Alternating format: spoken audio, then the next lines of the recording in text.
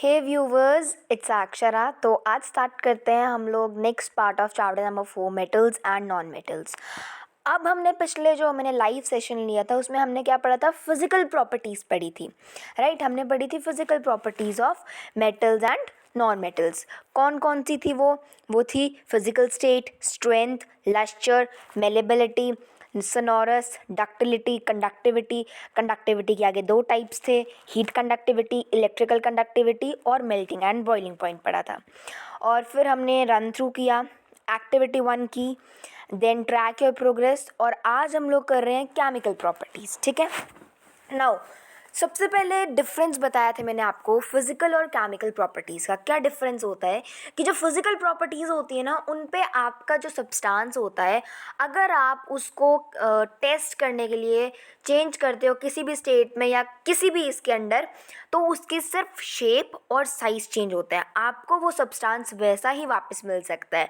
But talking about chemical properties, अगर आप chemical properties को टेस्ट करते हो किसी सब्सटेंस के ऊपर, तो आपको वो सब्सटेंस वापस नहीं मिल सकता है जैसा आपने उसको बना दिया है अब।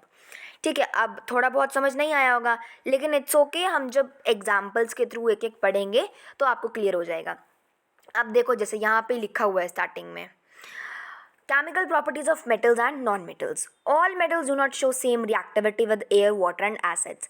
इसका ये मतलब है कि जो हर मेटल होता है ना, वो रिएक्ट, यानी कि वो अपनी जो प्रॉपर्टी होता है वो हर चीज़ के साथ नहीं दर्शाता है। वो एयर के साथ, कुछ मेटल्स होते हैं वो एयर के साथ रिएक्ट नहीं करते हैं, तो कुछ होते हैं कर जाते हैं। अब आयरन को ले लो, एयर वाटर के साथ रिएक्ट कर जाता है, ऑक्सीजन के साथ रिएक्ट कर जाता है। लेकिन कुछ ऐसे भी होते हैं जो रिएक्ट नहीं करते हैं, लाइक गोल्ड। अगर मैं बात करूँ, अमृतसर में जो गोल्डन टेम्पल सिचुएटेड है, उधर अगर मान लो गोल्ड एक मेटल है, राइट, गोल्ड एक मेटल है, अगर वो एयर और वाटर या फिर मॉइस्चर के साथ रिएक्ट कर जाता तो आज तक तो वो गोल्ड बचता ही नहीं, वो तो पूरा काला सा हो जाता। तो इसलिए वो गोल्ड जो है रिएक्ट नहीं करता है, लेकिन आयरन का अगर हम एग्जाम्पल है तो वो करता है ना। एक एग्जाम्पल आपको यहाँ पे भी दे रखे हैं। फॉर एग्जाम्पल, जो सोडियम है वो रिएक्ट कर जाता है ठंडे पानी के साथ, लेकिन अगर आयरन की बात करें तो वो नहीं रिएक्ट करता है ठंडे पानी के साथ। ठीक है। नाउ नेक्स्ट इज, इसलिए जो सोडियम होता है ना वो ज़्यादा रिएक्टिव होता है आयरन से। मैंने आपको रिएक्टिविटी सीरीज़ ऑलरेडी पढ़ा चुकी हूँ, ऑलरेडी मैंने आपको रिएक्टिविटी सीरीज़ पढ़ा दी है, नहीं देखी है तो वीडियो जाकर देख लेना। ठीक है, कि कौन किससे ज़्यादा रिएक्ट करता है। हमने एक ट्रिक देखी थी, please stop calling me a careless zebra, instead try learning how copper makes silver, gold, platinum. ठीक है। नेक्स्ट इज, अब जैसे हमने एक एक प्रॉपर्टी पढ़ी थी, वैसे ही जैसे हमने फिजिकल स्टेट के अंदर पढ़ा, फिर स्ट्रेंथ पढ़ी, फिर हमने मेलेबिलिटी, लस्चर, फिर डक्टिलिटी, सोनोरस, ऐसे एक एक करके हमने प्रॉपर्टी पढ़ी थी, राइट।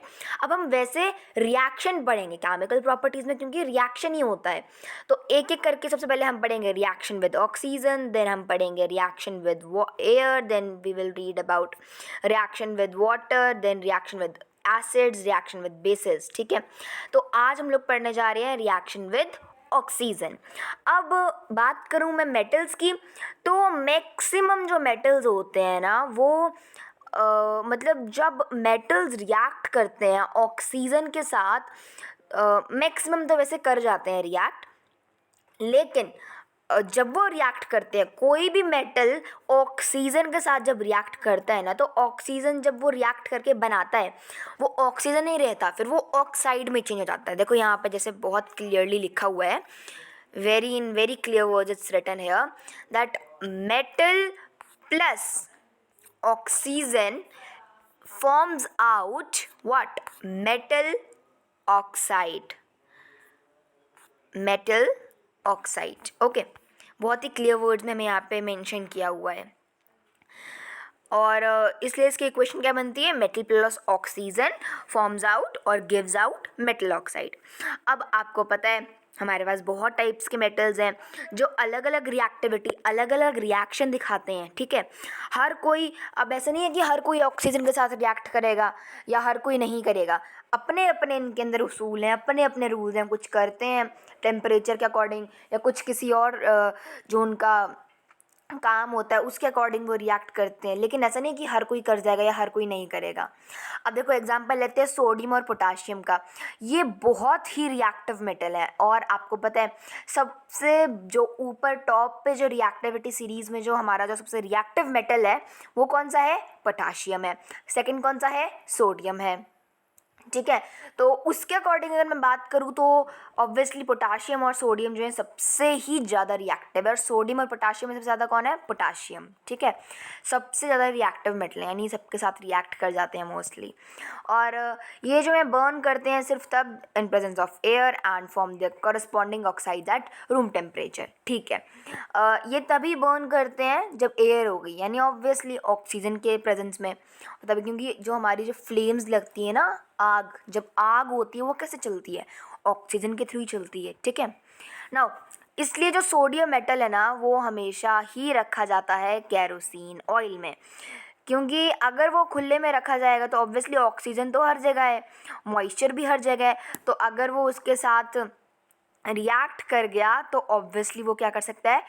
आग जला सकता है, यानी फायर को कैच कर सकता है। ठीक है, इसलिए हम उसको किस में रखते हैं? बंद करके रखते हैं कैरोसिन के ऑयल में। Now sodium metal reacts with oxygen to form sodium oxide. अब बहुत प्यारे प्यारे हमें एग्जांपल्स दिए गए हैं, हमें इक्वेशंस दी गई हैं। ठीक है, देखो जैसे यहाँ पे लिखा है 4Na + O2 forms out 2Na2O। आप बोलोगे ये 2 क्यों ऐड किया गया है, Na 4 क्यों ऐड किया गया है Na के आगे? ऑक्सीजन का O2 तो चलता है। अब देखो यहाँ पे जो हमें ये इक्वेशंस है ना, ये हमें बैलेंस्ड की हुई दी गई हैं, हमें ये इक्वेशंस बैलेंस्ड क्यों ही बताई गई हैं। ओके, तो आपको अब बैलेंसिंग कैसे करनी है, एंड इवन आपको ये भी नहीं पता होगा कि हम केमिकल फार्मूलाज कैसे बनाते हैं, तो उसके लिए बहुत जल्दी एक वीडियो आ रही है, so just wait for that video. ठीक है, तो उसके ऊपर मैंने वीडियो बना चुकी हूँ, बस वो अपलोड ही करनी है। तो sodium Na + oxygen that forms out O2 and that gives rise to Na2O। But ये 2 और 4 क्यों ऐड किया? क्योंकि हमें इसको बैलेंस भी करना था। नहीं पता है, इट्स ओके, बहुत जल्दी एक वीडियो आएगी, आप लोग उसमें समझ सकते हो कि बैलेंस कैसे करते हैं। ठीक है, नाउ आगे बोलूँ मैं तो मैग्नीशियम का एक अलग एग्जांपल दिया हुआ है कि जब मैग्नीशियम ऑक्सीजन के साथ रिएक्ट करता है तो वो मैग्नीशियम ऑक्साइड बनाता है। It means Mg + O2 forms out MgO and when zinc reacts with, जब जिंक रिएक्ट करता है ऑक्सीजन के साथ तो वो क्या बनाता है? जिंक ऑक्साइड बनाता है, यानी Zn + O2 forms out ZnO। अब ये जो आगे 2 लगाया हुआ है ना, जैसे Mg के आगे भी 2 है, फिर जब ये जिंक के इसके आगे भी 2 है, ये आपका बैलेंस किया हुआ है तभी ये 2 लगाया गया है। ठीक है, बैलेंस कैसे करना है मैं बता रही हूँ, एक वीडियो आएगी उसमें आप लोग उसको आसानी से समझ सकते हो। ठीक है, वो वीडियो में मैंने आपको ट्रैक योर प्रोग्रेस भी करवा रखी है। ठीक है, track your progress given on page number 63। Yes, now metal oxide जो है वो बहुत ही बेसिक होते हैं नेचर में। अब आपने एक चीज़ देखी होगी कि यहाँ पे देखो, जब हमने मेटल प्लस ऑक्सीजन को बोला था तो ऑक्साइड आया था, ऑक्सीजन का क्या चेंज हो गया? Oxide, sodium oxide, then magnesium oxide, zinc oxide. यानी जब भी ऑक्सीजन किसी भी मेटल के साथ रिएक्ट करता है ना तो वो ऑक्साइड फॉर्म करता है, ना कि ऑक्सीजन रह जाता है नाम। ठीक है, मैंने कहा था एग्जाम्पल से क्लियर होगा और साथ साथ में क्लियर भी होता जा रहा है। अब जो मेटल ऑक्साइड होते हैं वो बेसिकली जो है बेसिक होते हैं नेचर में। वो क्या होते हैं? बेसिक होते हैं नेचर में ना, वो यानी उनका जो पीएच लेवल होता है वो लो होता है, और तभी ये जो है पानी के साथ घुल जाते हैं, और घुलते नहीं हैं बट हाँ, जब ये इनको डिज़ोल्व करने की कोशिश की जाती है वाटर में, सो ये मेटल हाइड्रो ऑक्साइड फॉर्म करते हैं, यानी H2O। उस वक्त क्या होता है, जो ऑक्साइड होता है ना वो H यानी हाइड्रोजन के साथ रिएक्ट कर जाता है and it will form hydro oxide, यानी हाइड्रोजन प्लस ऑक्साइड। क्योंकि हमें पता है वाटर का फॉर्मूला क्या होता है? H2O, और H यानी हाइड्रोजन और O यानी ऑक्सीजन, तो हाइड्रो ऑक्साइड फॉर्म करता है वो। ओके, दो कि आपको पता है रेड लिटमस पेपर को ब्लू में टर्न करता है, और जब कोई चीज़ एसिडिक होती है तो वो रेड लिटमस पेपर को ब्लू में टर्न करता है, सॉरी ब्लू लिटमस पेपर को रेड में टर्न करता है। लेकिन यहाँ पे बेसिक यानी बेस की बात की जा रही है तो वो रेड लिटमस पेपर को ब्लू में टर्न करेगा। ओके, सो अब आगे देखते हैं एग्जाम्पल। जब ऑक्साइड ऑफ पोटाशियम और जो सोडियम रिएक्ट करते हैं ना वाटर के साथ, तो वो क्या फॉर्म करते हैं, सोडियम हाइड्रो ऑक्साइड और पोटाशियम हाइड्रो ऑक्साइड। तो इक्वेशन क्या हो गई, सोडियम ऑक्साइड प्लस वाटर और potassium oxide plus water gives out sodium hydro oxide and potassium hydro oxide. Formula क्या होगा, Na2O plus H2O forms out 2NaOH and K2O plus H2O forms out 2KOH। ये equation है, आपको बहुत जल्दी समझाऊंगी, just wait for that, okay. क्योंकि यहाँ पे सभी इक्वेशंस हैं, तो आई नो आपको अभी समझ नहीं आ रही होंगी, लेकिन हाँ एग्जाम्पल्स जो आपको रिटर्न में दिया गया ना, जैसे सोडियम ऑक्साइड लिखा हुआ है, अभी फॉर्मूलाज को याद मत करो, जो एलिमेंट्स हैं 20 तक उनको याद रखना है आपको अभी, ठीक है। अब अगर मैं बात करूँ मॉइस्ट एयर यानी नमी वाली जगह पे अगर मेटल वहाँ पे रखा जाए तो क्या होता है, रस्ट यानी जंग लग जाता है, जिसको हम दूसरे इसमें बोल सकते हैं आयरन ऑक्साइड। यानी वहाँ पे क्या होता है, Fe2O3 का प्रेजेंस का मतलब स्टार्ट, मतलब वहाँ पे वो प्रोडक्ट बनना स्टार्ट हो जाता है। क्या होता है, Fe2O3 बनना स्टार्ट हो जाता है, क्योंकि आयरन प्लस ऑक्सीजन जो है वो रस्ट यानी जंग का निर्माण करती है, ठीक है। और रस्ट का फॉर्मूला क्या होता है, Fe2O3.NH2O और यू कैन से XNH2O, ठीक है। अब आगे बोलूँ मैं तो इस प्रोसेस में जो मेटल होता है ना वो खाया जाता है, किसके द्वारा, केमिकल रिएक्शन के द्वारा। अब ये जो प्रोसेस होती है इसको हम बोलते हैं करोजन। क्या बोलते हैं, करोजन। क्या होती है करोजन, कि जब कोई मेटल जैसे, अच्छा अगर मैं आपको बोलती हूँ, आप लोग इवन ये चीज़ ट्राई करना, ठीक है, आप लोगों ने ये चीज़ ट्राई करनी है। आपने एक कोई भी छोटा आयरन का पीस होता ही है हमारे घर में, कहीं ना कहीं आयरन का पीस, तो उसको लेना है आपने। जैसे आजकल तो मानसून चल रहा है, तो मानसून में बारिश तो होती ही है। अब आपने उसको आई गेस 1 वीक या फिर कम से कम मैक्सिमम 15 to 20 डेज़ के लिए आपने उस बारिश में लगे रहने देना है। और बारिश बंद भी हो जाती है तो आपने कोई यूटेंसिल लेना है और उसके अंदर उसको डाले रखना है पानी के अंदर, ठीक है। अब उसमें एयर भी आएगी, वाटर भी है, मॉइस्चर भी है, ऑक्सीजन तो है ही है, एयर आएगी तो ऑब्वियसली उसमें जंग लग जाएगा, रस्ट। फिर आप देखोगे एक रेडिश ब्राउन लेयर उसमें आ रही है, दैट इज़ रस्ट। और वो जो मेटल है ना वो खाया जा रहा है। अब आप जैसा रखा होगा आपने वैसा नहीं मिलेगा आपको, वो आधा कटा हुआ मिलेगा। अब ऐसा क्यों हुआ, क्योंकि उसमें केमिकल रिएक्शन जो है हो गया, उसमें प्लेस कर गया chemical reaction, the chemical reaction took place in it. और क्यों हुआ, क्योंकि एटमॉस्फेरिक गैसेस के थ्रू और मॉइस्चर के थ्रू, ठीक है। और इसी को हम बोलते हैं करोजन। तो आप समझ आ जाएगा आपको कि अच्छा ये प्रोसेस करोजन होती है। डू ट्राई इट, ठीक है। नाउ मैंने आपको ऑलरेडी बता दिया ये रस्ट का फॉर्मूला और आयरन ऑक्साइड का। Iron plus oxygen forms out iron oxide यानी 4Fe यानी Fe प्लस 3O2, और इन सिंपल वर्ड आप बोल सकते हो Fe plus O2 forms out Fe2O3। Balance करने के लिए यहाँ पे दिया हुआ है 4Fe plus 3O2 forms out 2Fe2O3। Now Fe2O3 plus NH2O forms out Fe2O3 XNH2O। ये iron oxide plus water forms out rust. Rust का ये फॉर्मूला है, प्लीज़ इसको याद कर लेना। यहाँ पे हाईलाइट नहीं किया हुआ है लेकिन आप लोगों को करना है ये हाईलाइट, बहुत इंपॉर्टेंट है ये, ठीक है। रस्ट का फॉर्मूला, इसे हाईलाइट करना है आपको।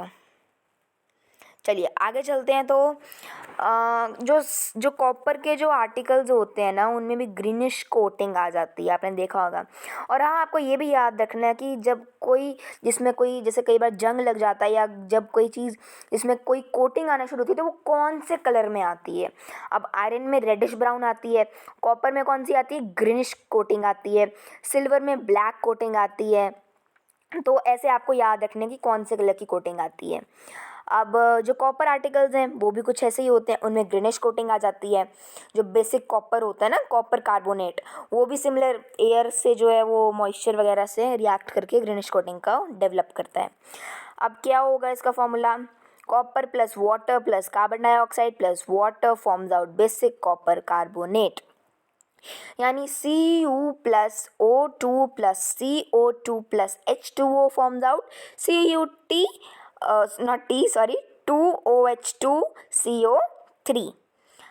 अब ये OH क्या है, वाटर, ठीक है, वाटर है, ऑक्सीजन भी है, H2O है ना, तो वाटर तो ऑक्सीजन और हाइड्रोक्साइड हाइड्रोजन तो है, तो OH यानी हाइड्रो ऑक्साइड, ठीक है। और CO3 तो हमने ऑलरेडी पढ़ा है, यहाँ पे कार्बन डाइऑक्साइड है। चलिए आगे चलते हैं। तो मैंने अभी आपको बता दिया सिल्वर जब रिएक्ट करता है तो कौन सी कोटिंग आती है, ब्लैक कोटिंग आती है। जब वो रिएक्ट किसके साथ करता है, सल्फ़र के साथ करता है, जो कि खुद भी जो है एयर के साथ रिएक्ट करता है। अब मैं बात करूँ गोल्ड और प्लेटिनम की, तो वो बिल्कुल भी रिएक्ट नहीं करते हैं और तभी वो रिएक्टिविटी सीरीज़ के सबसे लास्ट में होते हैं। 16th नंबर होता है रिएक्टिविटी सीरीज़ का प्लेटिनम और 15th नंबर होता है गोल्ड और 14th होता है सिल्वर। यानी जो मेटल्स रिएक्ट करते हैं वो सिर्फ 14th रिएक्टिविटी सीरीज़ में, जो आपका जो 14th जो एलिमेंट होता है वहाँ तक ही करते हैं। 15th और 16 यानी गोल्ड और प्लेटिनम में कुछ भी चेंज नहीं आते हैं। आपने रिएक्टिविटी सीरीज़ नहीं लर्न की है तो ऑलरेडी आपकी बुक में एक पेज है, अपकमिंग पेजेस में आएगा वो, आई गेस पेज नंबर 62 है वो, तो उसमें आप लोग उसको लर्न करना। और साथ ही साथ में मैंने ऑलरेडी एक वीडियो बनाई हुई है उसके लिए, सो आप लोग उसको देख सकते हो, ठीक है। तो that's all for today, thank you and have a nice day, good bye everyone.